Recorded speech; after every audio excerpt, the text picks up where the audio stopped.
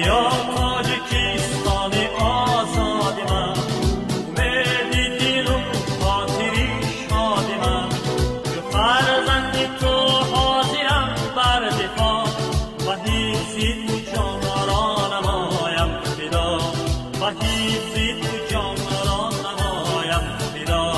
وطن بایسی افتخارم تویی، وطن مبدأ اعتبارم تویی، وطن دار بود وجودم تویی، وطن قبلگاه سجودم تویی، وطن قبلگاه سجودم تویی.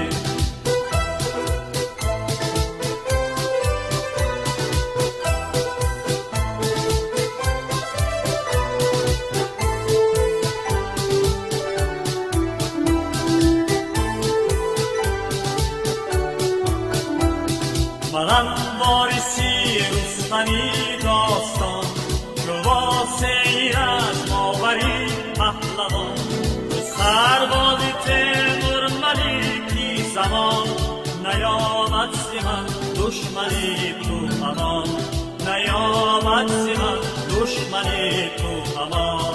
وطن بایسی افتخارم تویی، وطن مبدأ اعتبارم تویی، وطن تار بود وجودم تویی، وطن قبلگاه سجودم تویی، وطن قبلگاه سجودم تویی.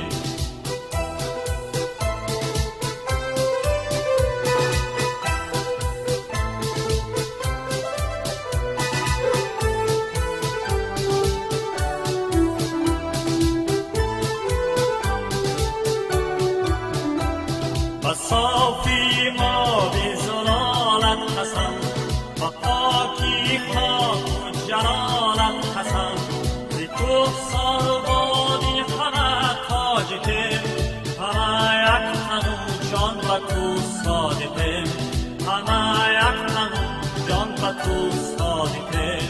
وطن بایسی افتخارم تویی، وطن مبدأ اعتبارم تویی، وطن تار بود وجودم تویی، وطن قبلگاه سجودم تویی، وطن قبلگاه سجودم